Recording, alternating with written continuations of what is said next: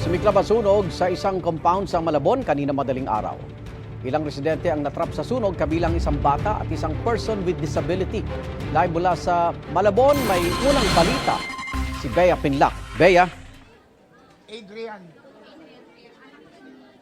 Igan, hanggang sa mga oras na to, inaalam pa ang kalagayan ng apat na kanina pa pinaghahanap matapos matrap sa sunog na sumiklab dito sa Barangay Longos, Malabon kaninang madaling araw.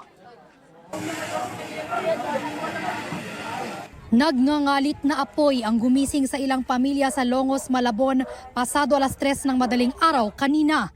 Itinaas ang first alarm mag-aalas 4 ng madaling araw at idineklara ang under control ng BFP makalipas ang halos isang oras. Ayon sa BFP, hindi bababa sa 6 na pamilya ang apektado sa sunog na tumupok sa isang compound na may 2 palapag at gawa sa light materials. Ang ilan sa mga nasunugan, nakayapak ng lumabas at halos wala nang naisalbang gamit.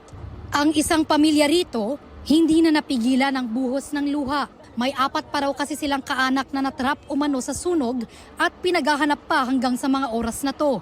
Kabilang na riyan ang isang 9-year-old na bata at isang person with disability.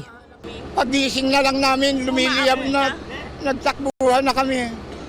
4 ang nawawala sa amin dun sa mga nakatira. Gumawa kami ng tuwalya na, tapos binasa namin kasi grabe na yung apoy. Nasa, nagmumula sa taas, tapos talagang pinilit na lang namin makalabas.